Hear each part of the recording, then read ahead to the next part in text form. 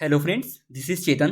Recently India ने Argentina के साथ एक हिस्टोरिक लिथियम डील साइन की एंड ये इंडिया के विकसित भारत की दिशा में एक बड़ा कदम मैं कहूंगा, क्योंकि इसके बाद इंडिया को चाइना के ऊपर डिपेंड होना नहीं पड़ेगा। आप ये देख सकते हैं, द हिंदू की न्यूज है कि India to pump in about 200 crore to explore and develop 5 lithium blocks in Argentina says government. And सबसे बड़ा क्वेश्चन ये है कि चाइना को इससे कितना बड़ा झटका लगेगा। क्या India critical mineral supply chain में चाइना का एक विकल्प हो सकता है एंड इंडिया के लिए कितनी बड़ी डील है? इन सभी के आंसर हम डिस्कस करेंगे। नाउ न्यूज ये है कि इंडिया अर्जेंटीना की 5 खानों के डेवलपमेंट्स के लिए 200 करोड़ रुपए इन्वेस्ट करेगा ताकि इंडिया को क्रिटिकल मिनरल लिथियम की सप्लाई हो सके। एंड चीन को डेफिनेटली एक बड़ा झटका लगेगा, क्योंकि इंडिया बड़े पैमाने पर चीन पर डिपेंड है।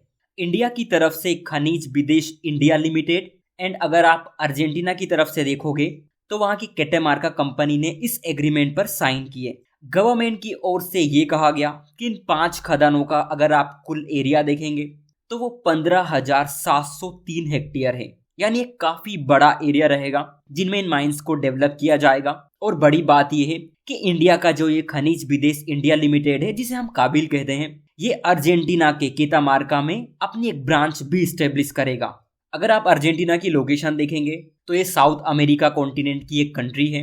एंड अर्जेंटीना है ना, वो ब्राजील के बाद साउथ अमेरिका कॉन्टिनेंट की दूसरी सबसे बड़ी कंट्री है। फ्रेंड्स, लिथियम का use electric vehicle, lithium ion battery, mobile phone, laptop, इन सभी की बैटरी बनाने में किया जाता है। आपको एक इंटरेस्टिंग बात बताता हूँ, दुनिया के ना आधे से ज्यादा लिथियम के रिजर्व साउथ अमेरिका की 3 country chilli, Bolivia and Argentina में पाए जाते हैं।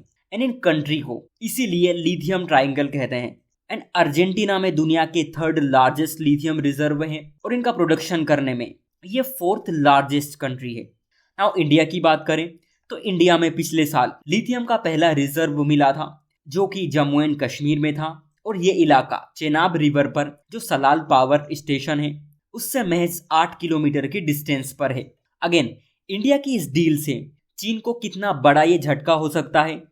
देखिए, जो इंडिया है ना, वो चाइना से अपनी जरूरत का लगभग 54% यानी करीब करीब आप देखेंगे तो 55% लिथियम इंपोर्ट करता है। अगर आप 2020 से 21 का डेटा देखेंगे तो इंडिया ने 6,000 करोड़ का लिथियम खरीदा, जिसमें से हमने 3500 करोड़ का लिथियम सिर्फ चीन से खरीदा। इसका मतलब है कि इंडिया कितनी बड़ी मात्रा में लिथियम के लिए चीन पर निर्भर है। एंड इस डील की पहली बड़ी बात यह होगी कि इंडिया की चाइना के ऊपर से डिपेंडेंसी कम होगी, जिससे होगा ये कि चाइना के साथ इंडिया का जो ट्रेड डेफिसिट है उसे कम करने में हमें मदद मिलेगी। सेकंड, मैं कहूँगा कि लिथियम प्रोडक्शन मामले में इंडिया चीन को डायरेक्ट टक्कर देगा। वो इसलिए कि इंडिया की ये डील साथ में माइनिंग एंड प्रोडक्शन दोनों करने की है। चाइना ये कभी नहीं चाहता था कि इंडिया इस तरह से माइनिंग फील्ड में आए, स्पेशली क्रिटिकल मिनरल्स के लिए। अगर आप देखोगे तो जो लिथियम की सप्लाई चेन है उसके मामले में इंडिया भी इसका पार्ट होगा, जो कि पहले नहीं था।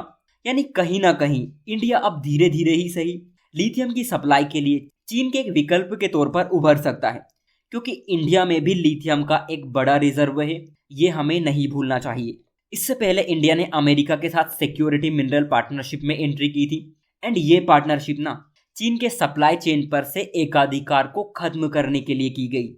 इस डील का सबसे बड़ा फायदा ये होगा कि इंडिया अपनी एनर्जी ट्रांजिशन, जिसे हिंदी में हम ऊर्जा संक्रमण कहते हैं, उसमें और तेजी से आगे बढ़ेगा।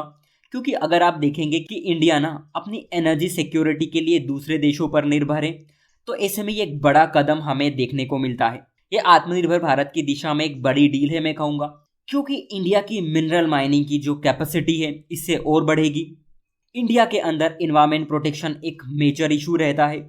ऐसे में लिथियम की इस डील से इंडिया में इलेक्ट्रिक व्हीकल पर और ध्यान दिया जाएगा, जो कि ट्रांसपोर्ट सेक्टर से जो पोल्यूशन होता है उसे कट करने में हमें काफ़ी हेल्प मिलेगी। सो आज के लिए इतना ही। Thank you.